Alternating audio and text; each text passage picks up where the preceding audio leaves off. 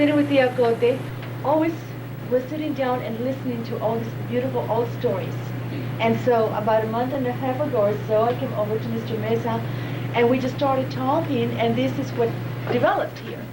Okay, so we do welcome all of you, and I'd like to go ahead and say this much. This is not a lecture. It is by no means a lecture. Tia Cote is not up here to do a speech. She's here simply to answer whatever questions, hold a conversation. This is what it is. It's simply a conversation. So if we're expecting her to sit up here and say anything, we're going to have to come up with questions first. Okay? And so anything that you might have, that you might want to ask from her, she's right here for it. Chloe, this is Chloe, and Chloe is... I'm her youngest daughter. And there you go. I live in the Middle East in Bahrain, so I traveled quite a ways to get here. But actually, I went to Villa Maria in Brownsville, and we had our high school reunion there last month, so I was here for that. And I get to spend the summer with my mother every summer. She was 95 in July. Okay, at this point, I'm going to turn this over to Chloe, and I'm going to turn it over to Tia Cote. Now, whatever you might need clarifications with, I'm sure Chloe will help you with this too. Okay? Who has the first question? This one. Okay. I wanted to get this straight. So Alberto or Albert was her brother, is that right? Yes, Albert Champion was her oldest brother, and this is Albert Champion Jr. Yes. My mother spent, what years did you spend here, Mother, in this building when you were little? Well, off and on. When we were little, we lived with Tia Maria in her house as orphans. But every Saturday, Tio Carlos, the owner of the store, would ask all the orphan children, that is, Tio Juan's 3 children, Philip, Lydia, and Sarah, and my father's children, which was Albert and myself, to come to the store to get our little allotment for the week. So he gave us one 20-cent copper Mexican coin. At that time, Mexican currency and American currency was usable in the store, I guess in the state of Texas, I don't know. But each one of us got a copper 20-cent piece and went home with it. Look, Tia Maria, we have it. Well, how are you going to spend it? We're going to save it. So we saved many copper pennies, or 20 cents, whatever it was. They were nice and heavy like that. Where do you live now? Where do you live now? She lives now. Where do you live now? My body is in Edinburgh. My soul is 12.5 miles where my home is, where my husband and I lived for almost 50 years. Laguna Seca. No, we live on 281. Sorry. My home is on 281 like that, and Laguna Seca Road like that. And the house right there in the corner is my house, completely vacant. So they tell me, Mrs. Vela, are you going to sell it? No. Are you going to rent it? No. Well, what are you going to do with it? Well, just let it sit there. The beds are made like when my husband, today my husband has been gone from this world for 21 years. And I miss him terribly. We remember you. And Mother, when you were little here, did you get to go play at the lighthouse? Didn't your uncle run the lighthouse? I don't know who ran the lighthouse, but we were not permitted to get too close to it. We could play around it, but not that within reaching distance. You see, Tia Maria was very careful with us. All those children were under her care. She had never been married and was given all those children to take care of. And that's when she lived in Brownsville? No. We live with Tia Maria here in Port Isabel. Here, okay.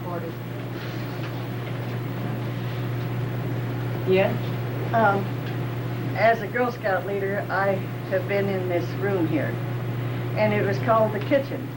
Could she tell us all about eating here in the kitchen and how they washed the dishes and washed the clothes? Did you hear that? No. This room was the kitchen. In the old days, she wants to know how they ran the household here. What rooms were these? And how they washed the dishes. How and did they clothes. wash the dishes? And clothes. I didn't bother, you see. When I was a young child, we lived with Tia Maria, but then in 1911, my father got remarried and he took us back home. So then we didn't live with her anymore until I got grown and got a degree in teaching. And then I was teaching in the summer. I would come back and spend the summer with the girls here, which was Margarita and Berta. Okay, was this the kitchen? Do you remember upstairs?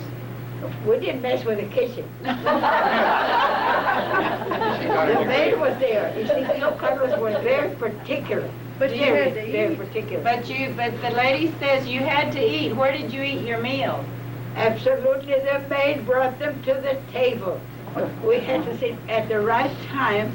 We had to sit at the table.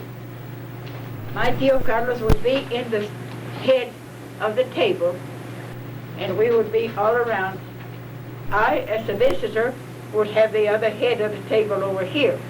Would have a linen napkin spread on our lap, and have our hands like this, be ready for grace. Then the maid would bring in one course after another. We didn't have a whole thing we do nowadays, slap here, slap there, not anything like that. She would bring one course, and my uncle would serve the first one, and then go around the table like that. Then the second course, and so on, until it was finished. So everything was very, very just right. Do you remember how they washed the clothes? No, I don't. We were interested in having fun. We were not interested in washing dishes. So what else is new? You had another question? Yes. How is the Champion branch of the family related? I can answer that now? Okay. I was hearing some questions What's right the now, Brownsville? and so I was, I became aware of the fact that you would need to know where she comes from, right? And where the lineage is. All right, her father is Alejandro Champion. Alejandro Champion is the son of Joseph Champion, the original Giuseppe, right? Champion, this is one of the Italian,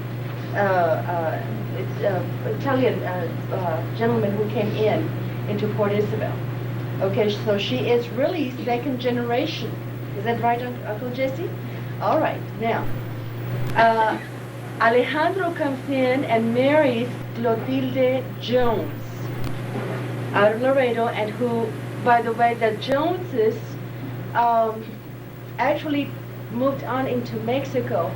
The Joneses, Clotilde Jones was the daughter of Robert Jones, who was the son of Captain William Jones, who was a surgeon in the Confederate Army. And what this other gentleman, Robert Jones, was doing was laying out, I believe it was working with Southern Pacific at the time, when he met the other family from Mexico. And so there's still a lot of Joneses in Monterey who are her relatives. They're called the Jones, okay, in Monterey. And if you could go back a bit, where the Lupita Jones, Miss Universe, sometime back, is one of those descendants too, okay? So at this point now, Alejandro Champion married Clotilde Jones, had 3 children. Albert Champion, which was my husband's father, Diacote, Clotilde Champion, and then when the third was born, Claudio Champion, is when Clotilde Jones passed away. She died upon his birth. At that point, I'm going to go ahead and pass this a little bit to Mr. Hinojosa, because I want you to, can you tell him a little bit about how Mr. Who is Tio Claudio's son? Tio Claudio and how the change came in? According to this paper, this is exactly right. All right, the wet nurse is my grandmother. Though I am Champion by birth, I've gone with horse all my life. That's All right. my life. Because this lady that took in my dad was not expected to live beyond 2 weeks. And he's 89 years old, so he proved everybody wrong. You couldn't be here And, today. I've gone all my life, horse. My dad, the same thing. In fact, he legally changed his name in 1953. To Hinojosa. Yeah, to Hinojosa. So it's Claudio Hinojosa in West Laco is yes. Claudio Champion. I will say this. Uh, Her youngest brother. Claudio Champion was, my mother died 17 days after Claudio was born. So there was my father was new baby, and he was a widower. So then, these neighbors were the Hinojosas, Matilde and Santiago, and they were childless. So they said, Mr. Champion, Don Alejandro, we will take care of your baby. We will love him like our own. So my husband was very glad to give Claudio, Yeah. this boy's father, to Matilde and Santiago. So unfortunately, very soon after they had adopted him, so-called, Santiago was killed because he was a lawman, and he was killed by someone that he was trying to catch. So then Matilde, but the Hinojosas were lovely, lovely people, and they took care of the widow's sister. Like she never wanted for anything. They owned lots of land close to the river, and so she raised my brother Claudio as her own child.